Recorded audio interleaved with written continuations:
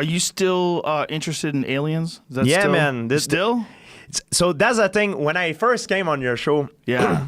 you cut me really off guard because most people that we talk about aliens, they completely think you're crazy or you disregard. Right. It's like, oh, you gotta talk about like, you know, they most people that I attract with, they so you feel like ridiculous. Right. Then after I found out, you read a lot about that stuff, like the Sumerian text, the creation tablet, Zechariahization, and all that stuff.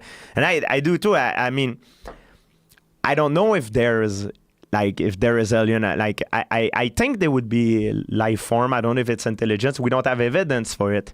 Right. And I think our ego, as human being, want us to believe that the alien came and interact with us. Yes. That's our ego.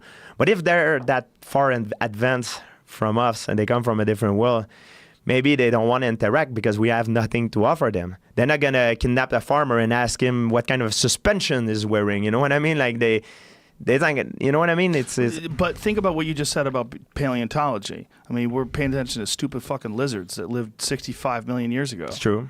I mean, don't you think they would be curious? This weird monkey with nuclear weapons? Yeah, but we don't communicate with it. We don't interact. Right. We observe. There's ways that they can learn from us without communicating. I don't know. I mean, it's. Yeah. I think it's our ego that make us.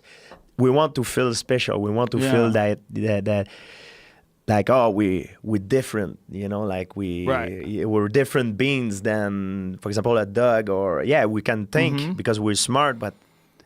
Like, I don't know how this have been giving to us. Like, I don't know, you know, like, and you were talking about it, like, when I was young, I used to have,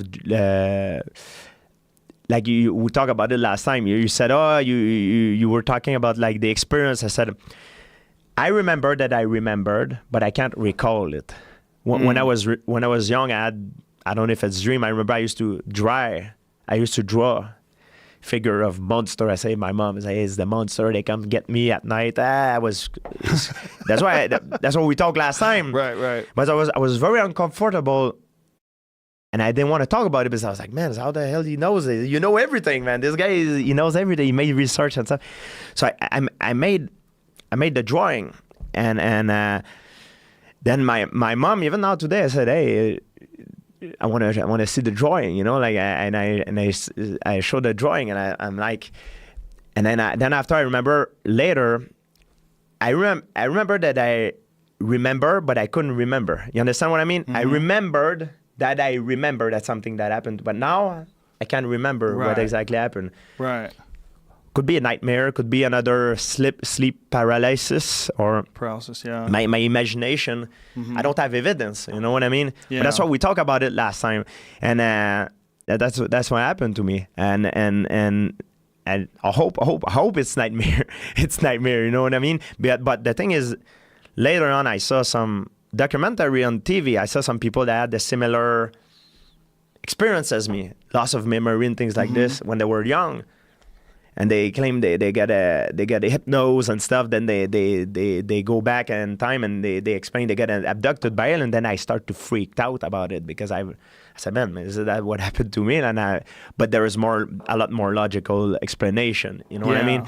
But that's why when he brought that back, I freaked out. I was like, how the hell he knows this? Like, how the hell he knows this? Like, I didn't want to talk about it, but then it was also my agent was there. He's like, hey, we need in 10 minutes. I'm like, we were misinformed. We didn't know that podcast was like that long and this. I was like, all these things in my head, like, beep, beep, beep, and I didn't know what to make of it, you know?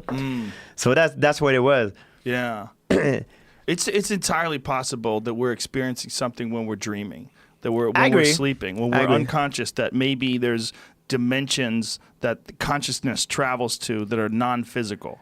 That like this dimension, what we're in right now, we could touch this table, move this microphone around. Yeah. These are physical dimensions. But it's entirely possible that whatever your spirit is, or your consciousness, or your mind, when you're thinking of your thoughts and your soul, that you said you're a soul.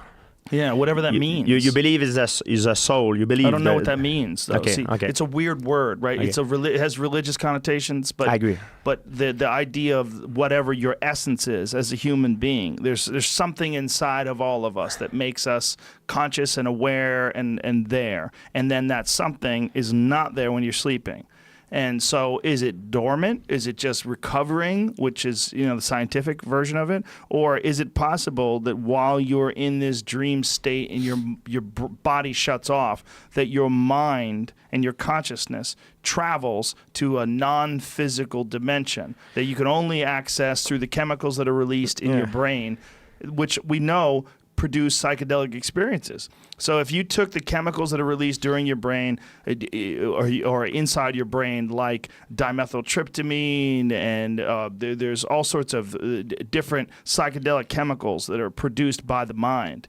If you take these outside of the dream state, if you take these drugs, you have these crazy, fantastic experiences, and we know these are produced by the brain. They produce. They produce by the brain also. Yes, they're produced by the brain. They're produced by the liver and the lungs. Yeah. We believe they're produced by your third eye, which is your pineal gland. They've shown, the Cottonwood Research Foundation has shown that this is done in rats, that rats produce dimethyltryptamine in their pineal gland. Yeah. Doesn't necessarily mean that people do, but it's logical to imply that people probably, or conclude that people probably do it as well.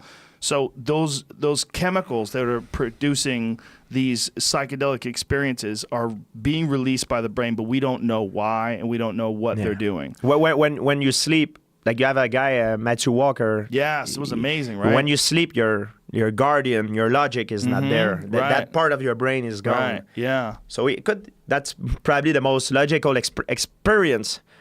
But it's kind of a freaking scary thought of thinking that, man, is like it makes you wonder. Sometimes you're at night alone and you're thinking, man. And me, I'm a guy that think a lot. I'm thinking about all kind of scenario. Like in a fight, I think about all scenario, but in life, I'm the same way. Yeah. I'm thinking, what if this happened for real, or what if, like, man, it's a scary talk, man. It's nothing more scary in the world.